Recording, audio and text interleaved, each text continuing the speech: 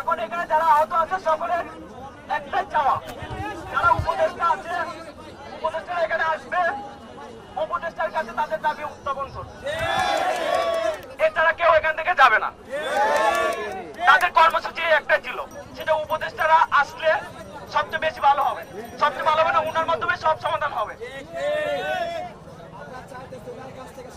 উপদেষ্টাদের মধ্যে আমি মেনশন করে দিচ্ছি, আসিফ ভাই, নাহিদ ভাই, নূরজাহান ম্যাম, মিনিমাম 3 জন, এই 3 জনকে আসতে হবে বাধ্যতামূলক।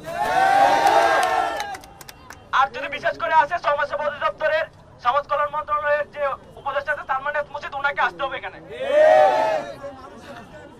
এই 4 জনকে এখানে আসতে হবে। রাস্তার আন্দোলন রাস্তায় থাকবে যতদিন পর্যন্ত আমাদের মনের আকাঙ্ক্ষা না পূরণ হবে। এত ফুলের কেস এখনো হসপিটালে পড়ে ভাই মরতেছে, এখনো আমার ভাইয়ের হাত কেটে ফেলবে। কালকে রাত 3টা পর্যন্ত হৃদরোগে পড়ে আসছিলাম, 8 ব্যাগ রক্ত টাকা দিয়ে কিনে নিছি, কোনো জায়গায় পাই নাই। বাহির থেকে যে ডক্টর আসছিল সেই ডক্টর ভুল অপারেশন করার কারণে তার হাতটা কেটে ফেলার মতো অবস্থা তৈরি হয়েছে। এখন পর্যন্ত সে আইসিইউতে আছে।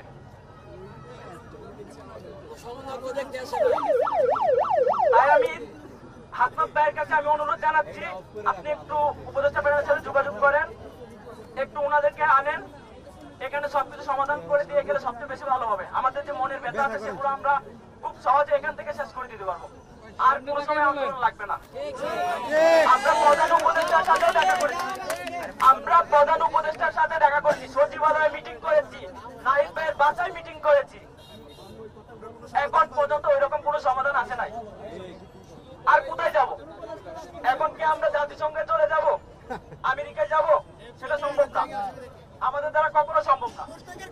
হাসনাত ভাইয়ের কাছে আমি অনুরোধ করতেছি, ভাই আপনি আসছেন, আমরা অত্যন্ত খুশি হয়েছি, আপনি একটু এই বিষয়টা দেখেন, ওনাদেরকে আনেন, এনে সবটা এখানে সলভ করে দিয়ে তারপর যান। আর এখানে যে ওরা যে জিনিসটা সাফার করতেছে, ওনারা যে জিনিসটা আমরা আহতরা শহীদ পরিবারের যে জিনিসটি আমরা সাফার করতেছি, আমরা যে দুঃখ কষ্ট গুলো আছে সবার কাছ থেকে একজনের কাছ থেকে শুনেন, অনেক কিছু জানতে পারবেন। আর যেগুলো দাবি সেগুলো উপদেষ্টারা আসলে আমরা এখানে প্রকাশ করব।